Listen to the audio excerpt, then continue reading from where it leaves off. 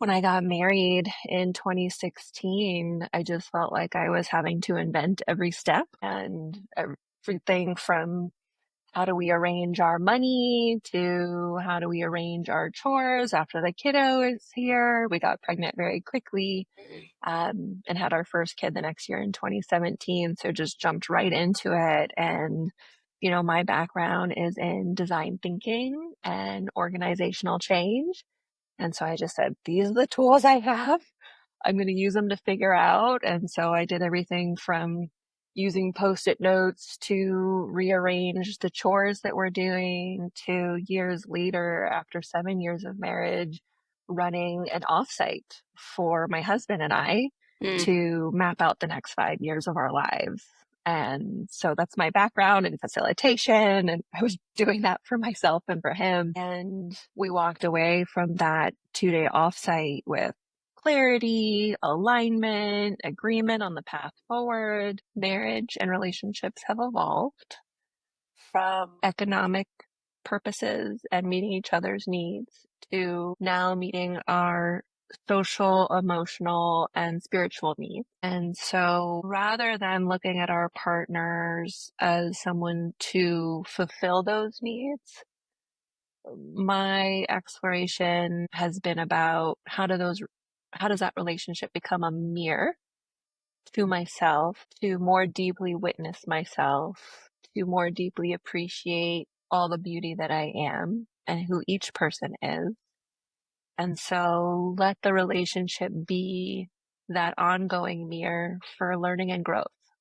Welcome back to Practically on Purpose. I'm your host, Allie Canton. Today we're traveling straight to the messy, magical center of modern family life with Sami Packard, designer, organizational change pro, and founder of Coupledom. Sami grew up without a roadmap for partnership. So when she married in 2016 and became a parent the very next year, she reached for the tools that she knew best: design thinking, sticky notes, and strategy offsites, and then used them to reinvent her marriage from the inside out. In this conversation, we explore why your relationship deserves its own offsite and some of the questions that shifted Sami's marriage overnight, the hidden support cliff that parents hit when their kids are around 2 to 5, and how community can catch you, co-housing, toy libraries, and other real-world experiments that can turn a city block into a small town, replacing should-field parenting with sturdy parenting honoring presence, and keeping the spark alive by first coming home to yourself. Whether you're knee-deep in diapers or coordinating middle school carpools, this episode is a reminder: partnership is a living system. With a little structure, a lot of honesty, and the courage to ask, what am I feeling? It can grow right alongside you. Let's dive in. All right, and then actually, let's just start by taking 3 deep breaths together. If you don't, I feel like I'm like, I don't think that you'll mind this, but I think it would be nice. All right, inhaling, exhaling, twice more, breathing deep into lower belly,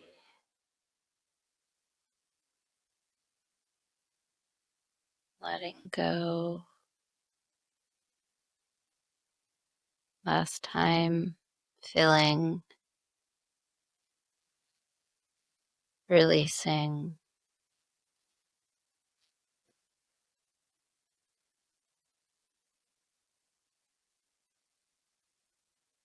Wonderful. Nice to ground together. Thank you.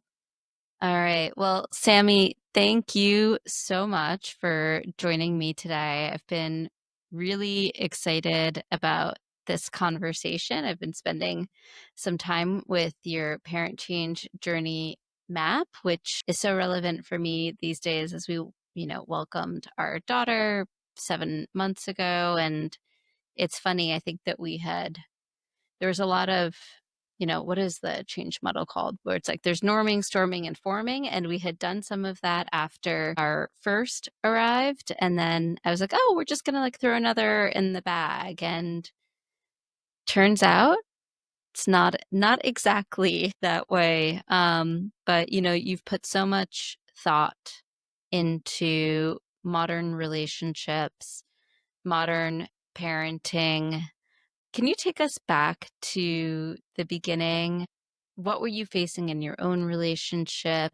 What have it made you start questioning traditional approaches?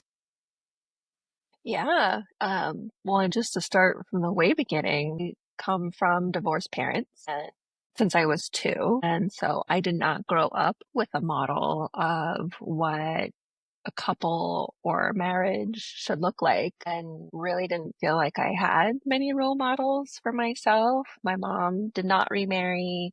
My dad did remarry. They had another two kids. His wife is very devoted to the family and very martyr-like. And so I looked at both of those examples and was like, well, neither of those really seemed aligned with what I want and what feels relevant for me. So when I got married in 2016, I just felt like I was having to invent every step, and everything from how do we arrange our money to how do we arrange our chores after the kiddo is here. We got pregnant very quickly, and had our first kid the next year in 2017. So just jumped right into it. And, my background is in design thinking and organizational change. And so I just said, these are the tools I have. I'm going to use them to figure out. And so I did everything from using post-it notes to rearrange the chores that we're doing to years later, after 7 years of marriage, running an offsite for my husband and I Mm. to map out the next 5 years of our lives. And so that's my background in facilitation. And I was doing that for myself and for him. And we walked away from that 2-day offsite with clarity, alignment, agreement on the path forward. And so I wrote about that, and it ended up going a little viral. And it got picked up by the news. Mm. And so it was just really interesting getting that type of attention. And I got my first few clients that way. And so when my consulting job at Accenture ended and I took some time to think about what I wanted to do next, Coupledom seemed like a natural next step for me. Yeah. And so, like, let's rewind back to that moment. What gave you the idea to even do an offsite for your relationship? So, folks like us coming from the tech world or corporate world are very comfortable with the idea of doing offsites with our teams, but certainly had never occurred to me to do one for my marriage, for my partnership.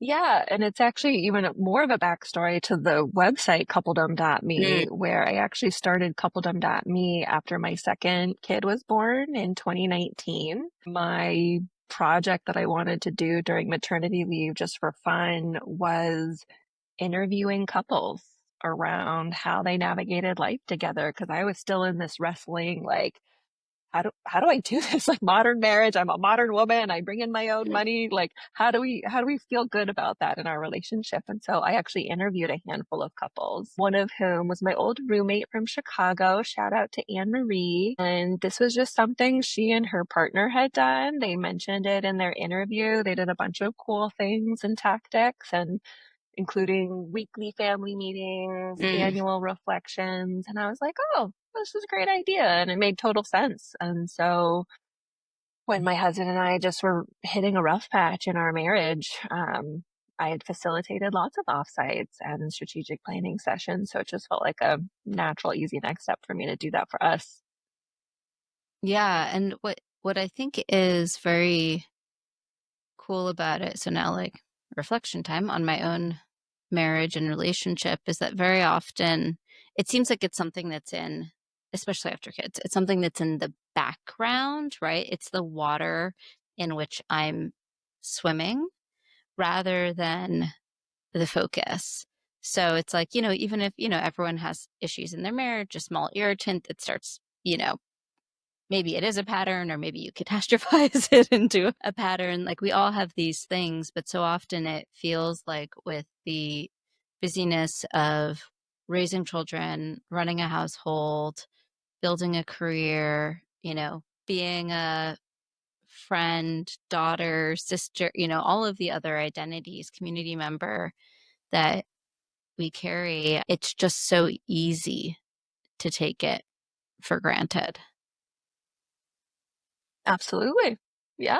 I like how you phrase it. It just falls into the background. And I guess you could say in my marriage, we've always kind of prioritized our relationship. I mean, when I got engaged to Benjamin, he's actually the one that really wanted to have kids. And he made me shake hands on it to say, like, I will give you at least one child. And Wow. so for me, it was like, okay, well, I want to be with Benjamin. And so having one or more children is worth it to me to be with Benjamin. And so for me, it's often just come back to how do I have time with my husband who I really love and enjoy spending time with? Mm-hmm.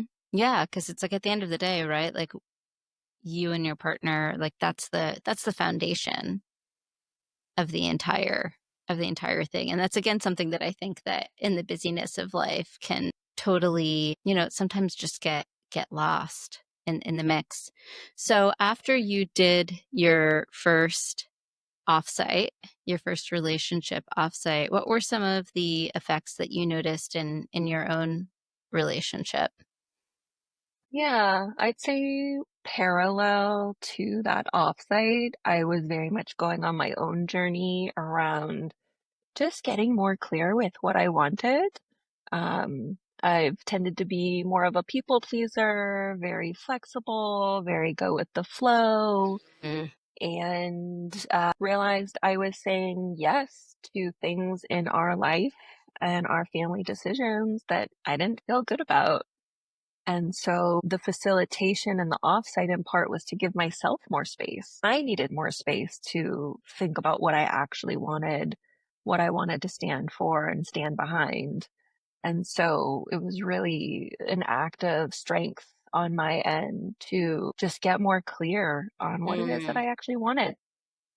And I'd be curious then, like, what are some of the practices that you and your husband use to maintain that alignment, right? So I'm imagining an offsite again, like from the corporate perspective of, okay, what are we focused on this quarter? What are we focused on this year? But then, you can't just leave it there at the offsite. There needs to be some maintenance. What does that look like in your own relationship? Yeah, I mean, one of the main goals for the offsite was to figure out where we wanted to live. We had been in Oakland for 8 years. He had been there for 15 years. He was ready to leave, but I wasn't ready to leave our community. And so it was a long process, and we visited Mexico City and Philadelphia. And at the end of the day, we're both from the Bay Area. He's from Berkeley, I'm from San Francisco, and family and community are really important to us. And I said, I'm not willing to go to the other side of the country where the nearest family is 2 hours away. Mm, Um, but I'll go back to my hometown of San Francisco because San Francisco is awesome and meets all this criteria that he's wanting and still close to the community that we had spent a decade cultivating. And so that yeah. was the biggest outcome of that offsite was deciding to move to San Francisco. And again, just alongside my own journey of, being more clear with what I wanted. I also just learned something really specific and tactical is that I needed more time to make decisions. A lot of times he'd ask me for my opinion in the moment. And in those moments, I would just kind of fawn and say like, I'm frozen. And so would let him make the decisions. Mm, And so, again, very tactically, ever since that offsite, it's like, you know what? I need at least a day, or I need to go on a walk, and I don't want to make a decision on the spot. And just that gave me a bit more space and a bit more power. And so we moved to San Francisco. I found us an amazing home. It's like 5 minutes from Golden Gate Park. It's beautiful, right next to all the restaurants that we love. So I'm feeling pretty good about myself. I feel like I landed us in a good spot as a result of it. no, that's amazing. And then it's something, um, I feel like it takes a lot in the moment, even just to recognize about yourself, like I need more time before making big decisions, and then carving out that time. And then I imagine, even if your husband maybe wants to make a decision right then and there. He might realize over time, because sometimes it's like, oh no, we made the decision. And you're like, well, actually, my heart wasn't in that decision. So it can save a lot of heartache and pain and spiraling down the road.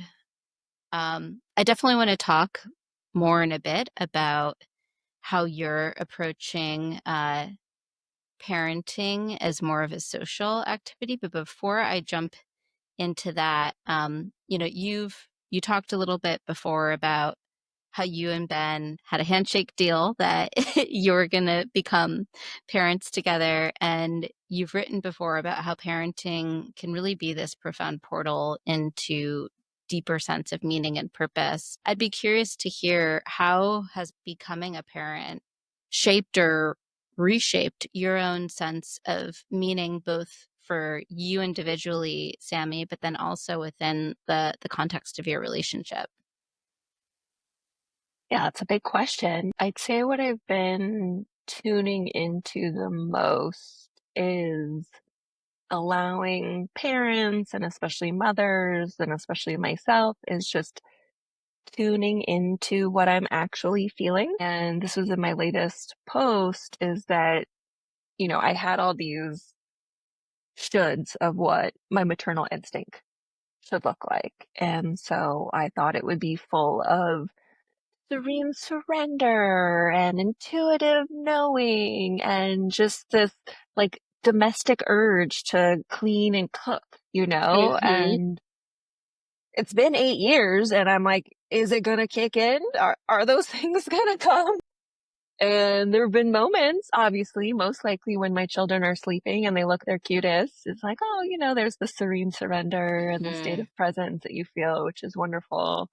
Um, but part of my truth is that like that has not been my experience. And that, especially the early days of parenting, I'd say before 5, it's anxiety. What is Mm-hmm. going to kill or hurt my children, or how are they going to hurt someone else or themselves? Boredom. This book is really boring. I don't want to be on the ground playing with the 2-year-old. I am overwhelmed. They are crawling on me. They are screaming. I can't hear myself think.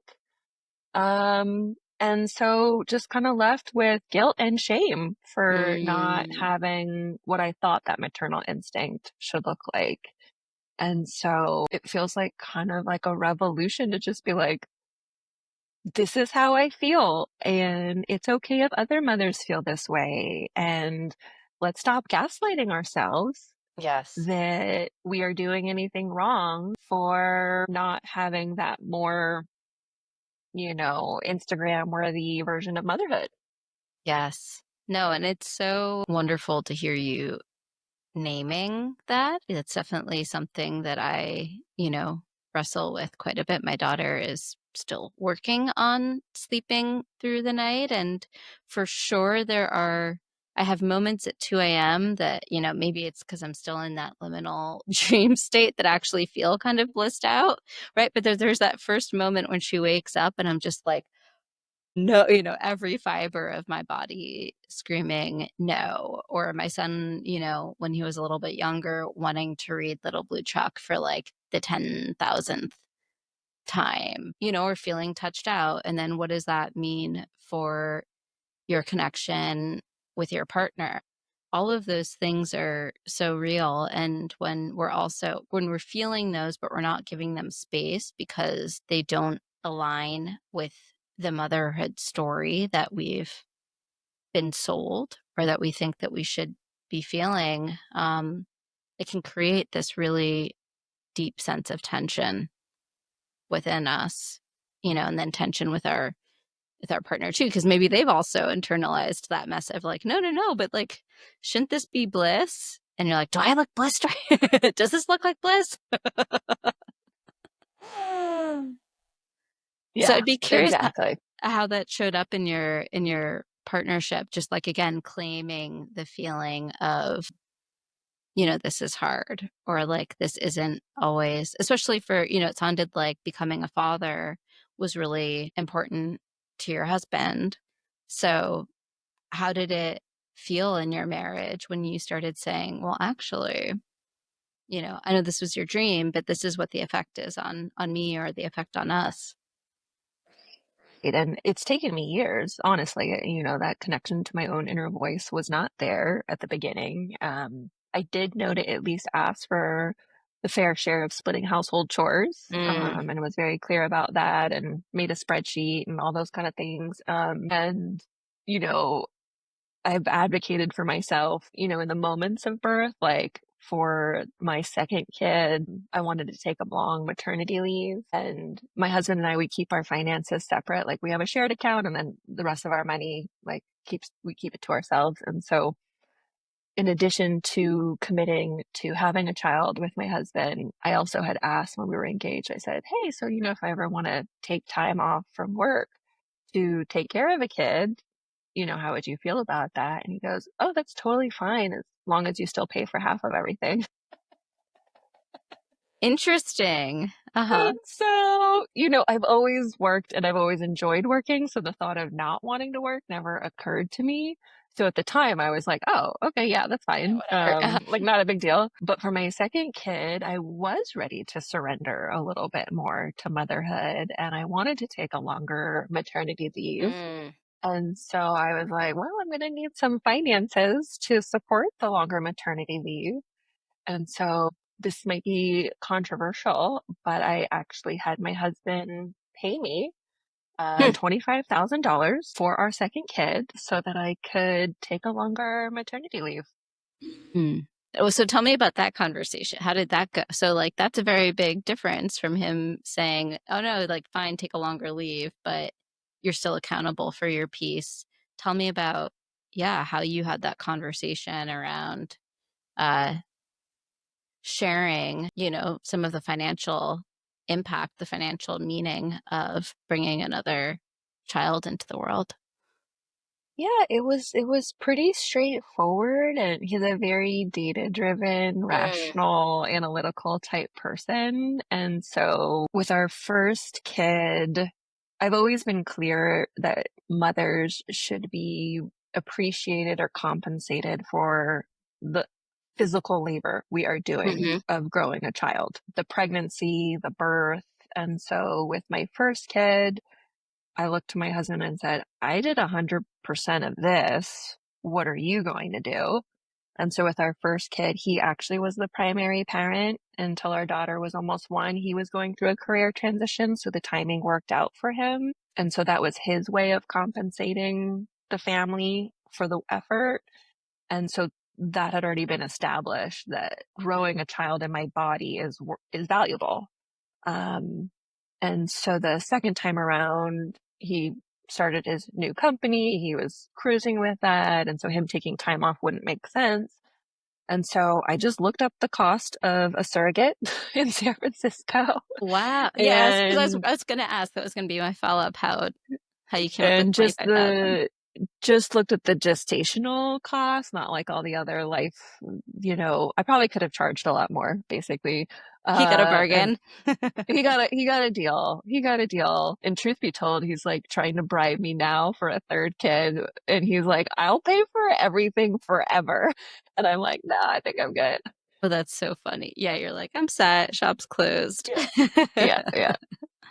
So, shifting gears a little bit, so parents these days are navigating and carrying a whole lot. And I love how you mapped some of these pressures and tensions and new forces out and the way that they evolve as well in your parent change journey. Tell me a little bit more about how that came to be as like a tool, as a map. Yeah. So like I said earlier, my background's in design thinking and organizational change. And so my brain is just wired to map out the experience, the human experience. And the change component thinks about it from what is both visible and invisible. And so in that map, it's what are all the experiential touch points that are significant and what are both the visible and invisible changes. And I feel like part of my motivation was we spend so much time talking about the visible changes, and we talk Mm. about the needs of the child and the developmental milestones of the child. And I'm like, what about us? What about parents?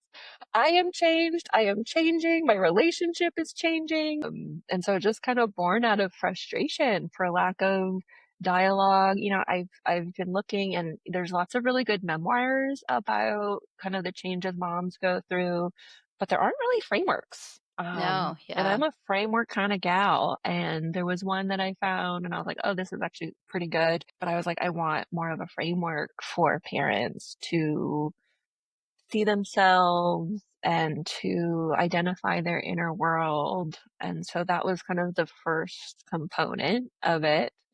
And then in my educational career and teaching, something an old colleague of mine introduced me to is this concept of set factors, which is social, economic, and technological. And so I included that on the map to say, like, what Mm. is happening in our society as we've evolved that influence us, because we're not operating in a vacuum. And these parent trends keep changing, keep evolving. And so it just feels like this pendulum swing of impact that's directly impacting us. I mean, gentle parenting is impacting us. Gentle Mm-hmm. parenting, in my own experience, I'll speak for myself, has kind of led to me overriding my own emotions and my own needs and my own wants. And I think Dr. Becky is pushing back on it and saying, I think we've gone too far. We're centering our lives on the emotional needs of our children. And so she talks about sturdy parenting, which is aligned with what I'm talking about, especially for us moms, of getting reconnected to our needs and wants. And it has made me a sturdier parent without even having read Dr. Becky's work yet, to just say, I don't like this yelling. That's not okay with me. I'm not going to let you throw this tantrum, or if you do, there's going to be consequences. Yeah. And so just thinking, trying to make sense of all the swirl of all those feelings, and just the evolution in our society too, with rising cost of houses and parental expectations and job ambiguity, and how that's led to parents having all these extracurriculars for their kids because we don't know how to Mm-hmm. prepare them for the future workforce. So there's just a lot going on. I'm just trying to understand it. Yeah. No, there there is so much going on, and I think that, when I had my son 5 years ago, I'd always think about, "Oh, what a strange world he's going to inhabit," and then, yeah, with the rise of AI, even within the past 6 to 12 months, it's like basically a totally blank slate. I'm like, is he gonna go to college? Will there be college? What is it gonna look like? What is the whole world going to look like? And you're right in that when it's we feel like it's our job to keep our kids safe, to prepare them for the world. But when we can't even begin to imagine what that looks like, it can create a lot of background stress or a feeling that we're failing because like, well, I can't crush it if I don't even know, what I'm Exactly. what I'm preparing for. Um, so my listeners tend to be folks in their, I'd say late 30s to early 50s. Probably most have, let's say, kids age like 5 to 15. What are some of the big stages that you see this audience going through in their parent journey? Yeah. Well, I'd like to use a term a friend Jenna just introduced me to. She runs a cool store called the Outer Village, and she brings up the support cliff. And so it's actually a little earlier in the age that you're talking about, but around 2 to 5, Mm. there's actually a very large gap in terms of the support that parents have. So, there's quite a bit of support out there for new parents, lots of materials and tradition to come and help them. And then 2 to 5 is interesting because you haven't quite started school yet. And so you're still running this grind, but there aren't that many programs. And the parents I work with are actually joining my support groups because they feel isolated and alone and they don't have that sense of community anymore. And it tends to be in that age range. Mm. So I'll start with that. And then, you have the elementary school period, which I'm in now, which I'll say, like, for me has been quite a bit easier. Something that I really appreciate is that schools, depending on the school you go to, can be like the last institution for community that we have. Mm-hmm. For folks that aren't going to a church or a synagogue or a mosque, the parents who are at your kid's school are the ones you're going to spend the most time with. And so I think where you send your kid to elementary school, people tend to think about it in terms of the type of education they want their kids to get. And we thought about it in terms of the lifestyle that we want to have and the community we want to be in. And so we chose a public school that's arts focused. It starts later in the day. It's a nice commute for us. And so we feel like we won the jackpot and the parents are really cool and really engaged and I go party with them and we do group camping trips together. And so that's just been really nice. And I'd say as you enter elementary, because the thing about change is most hard when the transition is happening. Mm-hmm. So when you start entering into elementary school, there's an interesting shift there where it feels important to actually get more clear with your own values because your child is now confronted and socializing with so many more people whose values might not align with yours. Mm-hmm. And so I see a lot of people who are entering into the elementary school age bracket and saying, oh, I need to get a lot more clear on my values and how we talk about that in our home because my child is just going to go out there and get exposed to whatever and they're bringing back all kinds of information. So we need to be a little bit more clear with that. Yeah, and And so I'll pause there.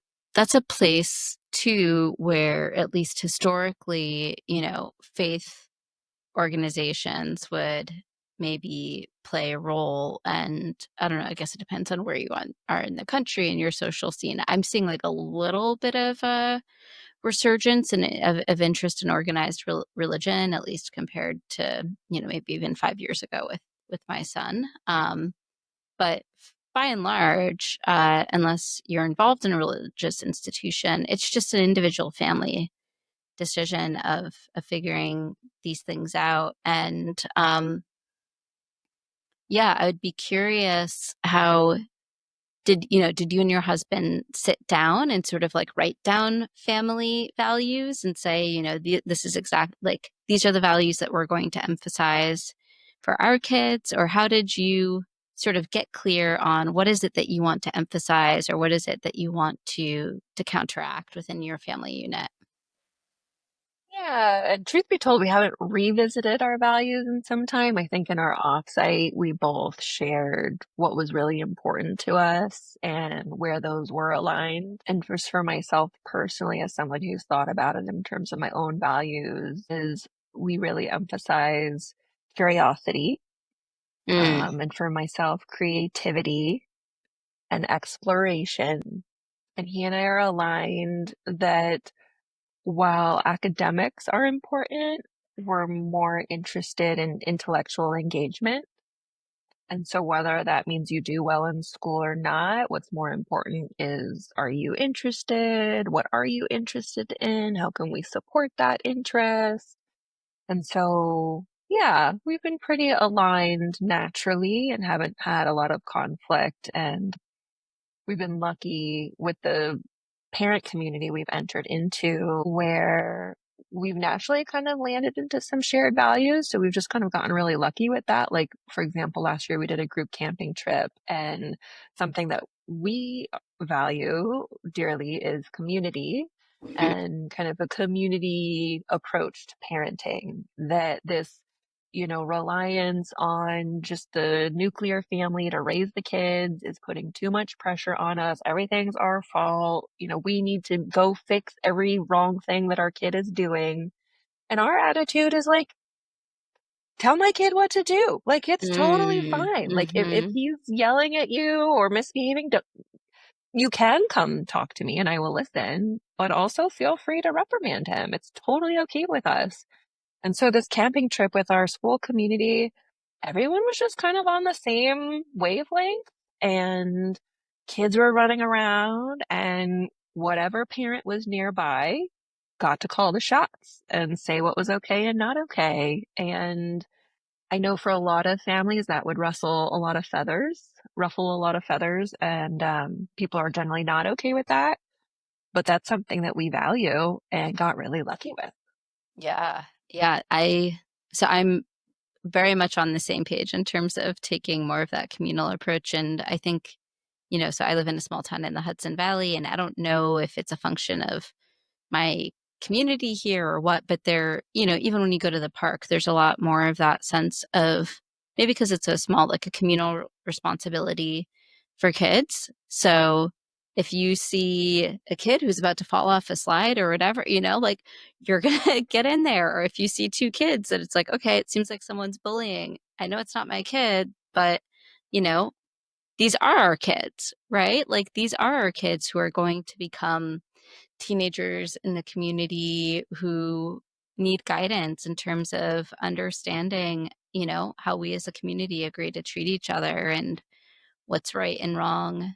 Personally, as a mom, I love it because I know that wherever I go, everyone's got like half an eye on everyone else's kid, because you can't be everywhere all at once. And especially now, that I have a little baby, a lot of my focus is on the baby. My older son's running off and doing his own thing. And it's nice to know that other people feel a sense of responsibility to him, and that he feels also accountable to adults that are not just me and my husband. Yep. Yep. So, beyond the camping trip, tell me about some other ways that you have, I'll say, like, socialized your approach to parenting. Yeah. And do you mean like being in Yeah, community being in or? community, or like sharing responsibility for Hmm, parenting, whether, sure. that's with your own family or with other families and in your community. Yeah, thanks for that. Well, my husband and I have lived in a variety of co-housing setups, actually. And so we started when I had my second kid, we had just moved into a co-housing community in downtown Oakland called Swans Market.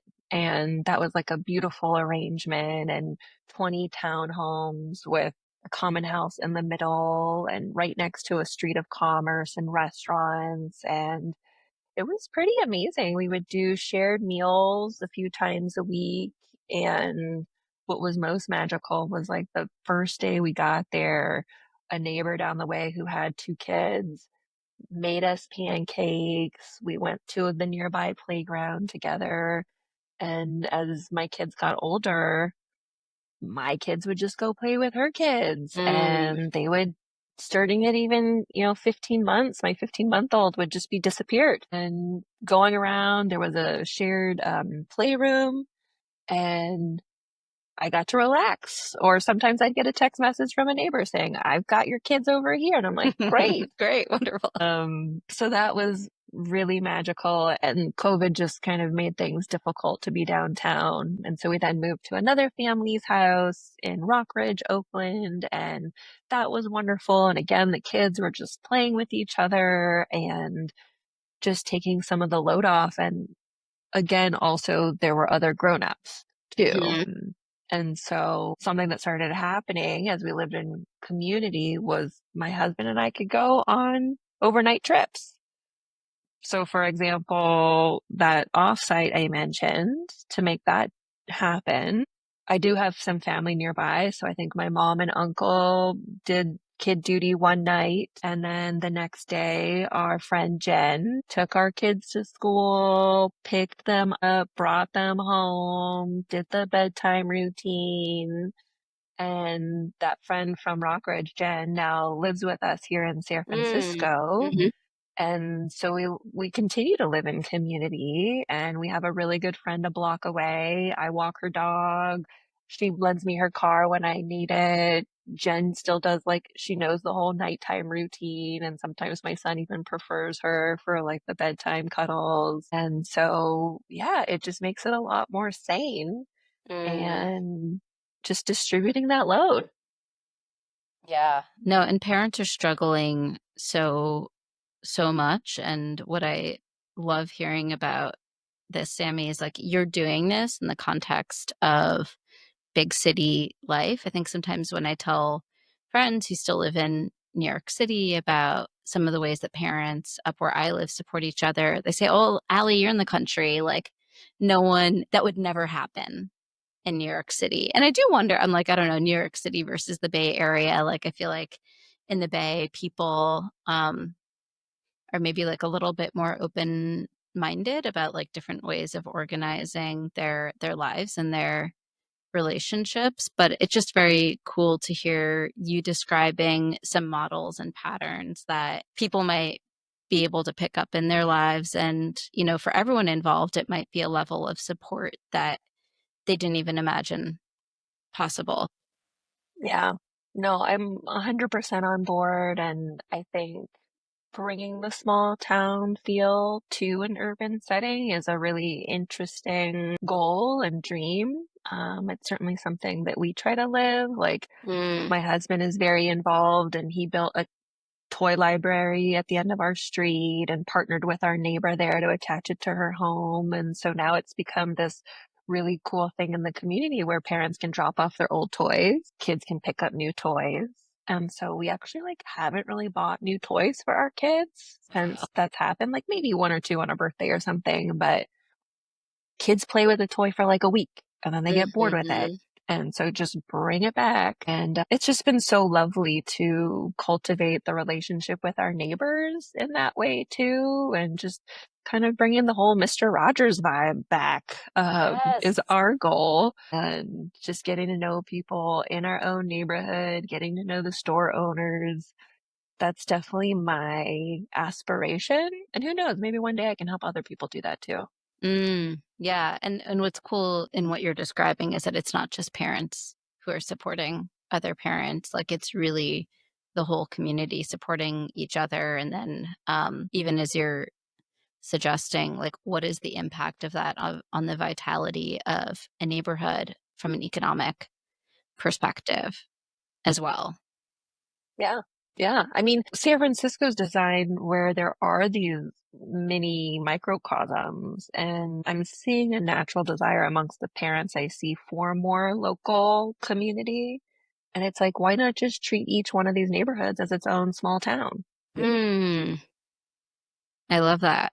I love it. And I think that in New York City, at least going back a little bit further, there were like block associations, or at least in certain neighborhoods, and there were block parties, and there were, you know, sort of people who deputized themselves as the like neighbor of this block radius area. And then, you know, maybe in New York City, and I'm thinking it's like, okay, well, there's now these massive high rises where there's thousands of people living in one building. So it becomes a little bit harder to imagine creating community that way. But I think maybe in different parts of San Francisco, even just based on how the uh, the housing is structured. I'm now thinking about like Jane Jacobs' Life and Death of American City. I'm like, oh, I should go back to that. Um, but yeah, it seems like there still is some possibility for that, at least in San Francisco. So, yeah. So shifting gears a little bit, and maybe I'm asking this selfishly, but I imagine there's other people who are interested in this too. So after having kids, so many couples fall into the logistics loop, coordinating the calendars and the errands and the kid stuff. And that's, you know, then layered on top of whatever goals you have in terms of your career, other things going on in your lives. How can couples keep the spark alive amid the intensity of this, of all the mundane that we're navigating too?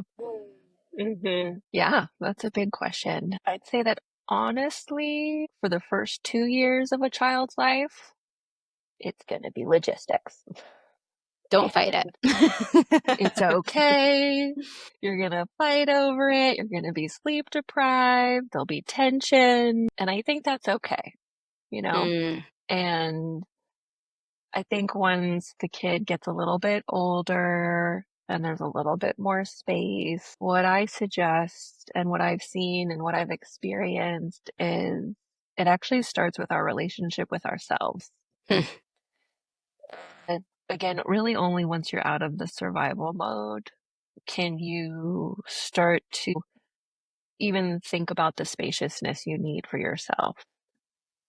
And this is why I've started doing more one-on-one coaching, is because so many parents do feel disconnected from themselves. So how can you be connected with your partner if you're not connected to yourself? And so a lot of times it just starts with time. I need a night to myself. I need a weekend to myself. I need a week to myself. Last year, I mm, actually spent a month in Missouri without my husband. wow. Yeah, I was deep in my hermit stage and wanted to be alone, had needed alone time. And the best thing I could do is I took one kid with me at a time. So I Hmm. took one kid, put them in camp.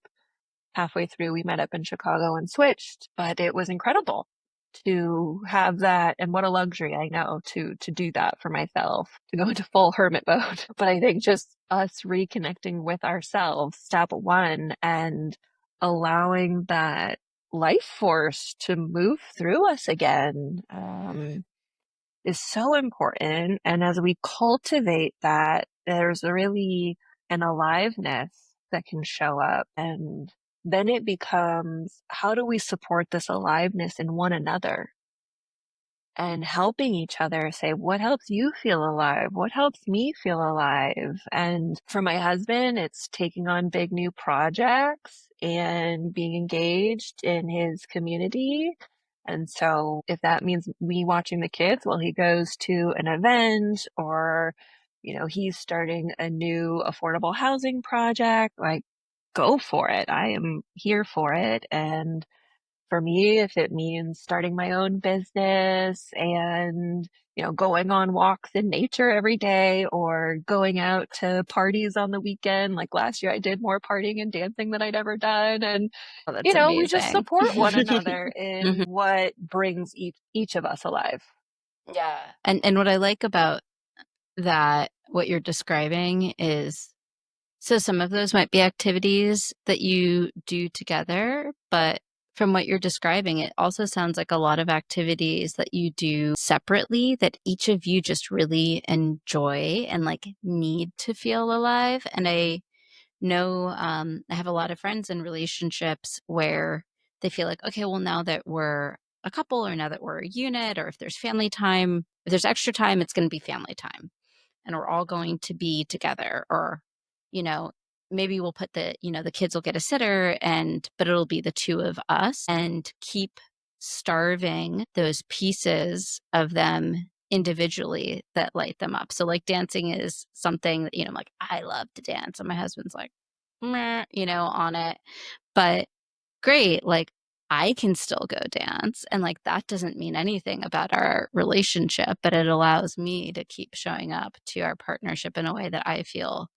alive. So I think it's very cool that, again, I'm imagining that there's just a lot of really open communication where you and your partner are very clear on what are the things that you need, what makes you feel alive, when do you feel depleted, and then being able to prioritize how you spend, precious pieces of time against that.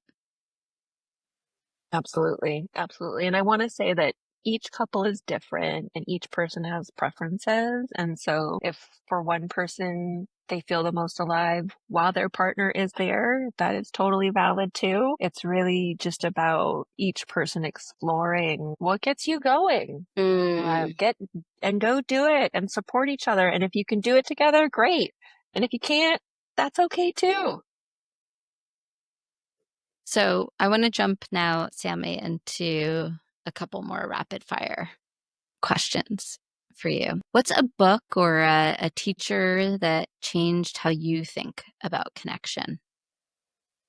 I'll go with the non-dual philosopher Loch Kelly, Mm. um, who almost like a scientific like precision talks about this aliveness and awareness within us and how accessing this type of self-resonance can give us so much clarity and energy. So I'll go with him.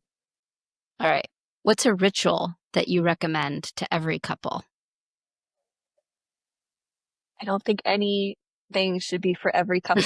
Everyone's Okay, so favorite. what's a ritual that you love then? I just go on walks every day. That's my favorite ritual. Okay. What's a myth about love that you wish would go away?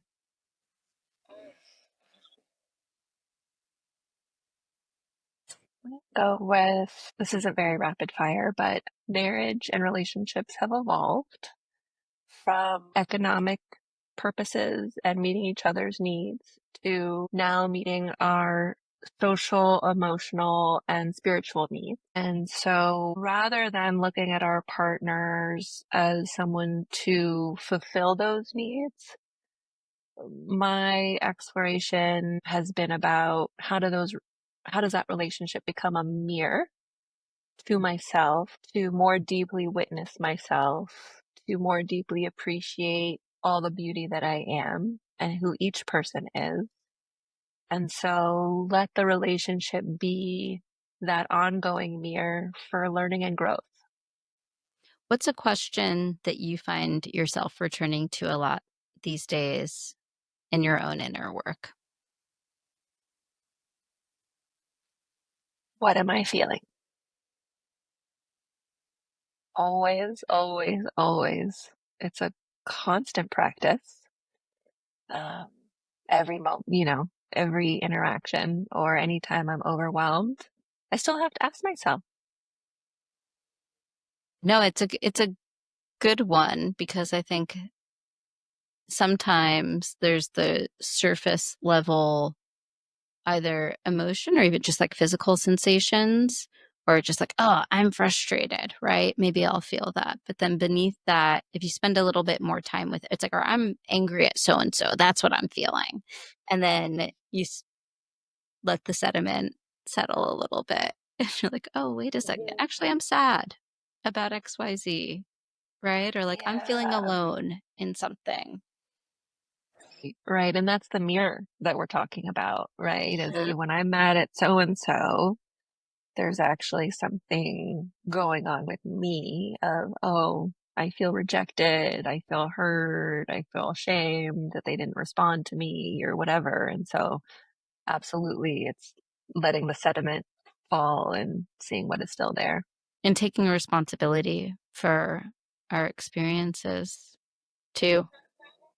Yeah, yeah. And I think people are always more receptive to vulnerability than anger and judgment if we can get there. It's Yeah. hard. So, Sammy, this has been amazing. If people want to engage more with your work, what are some of the ways that they can connect with you and find you? Like, what are you offering now and where should they go? Yeah, thank you. Well, go to coupledom.me. All my services are up there, but I primarily focus on one-on-one coaching for tired parents who are wanting to reconnect with their inner voice and bring back that aliveness. And I also do couples who are navigating change and need to get on the same page. So that is my area of expertise, and I love, love working with folks. Yeah, well, I know that there are definitely a few tired parents and couples out there who are looking to feel more alive, more joyful. So please, please check out Sammy's work. And Sammy, thank you so much for joining today. Thank you so much. It was lovely to see you and just all your work. Many blessings. Back at you, my dear.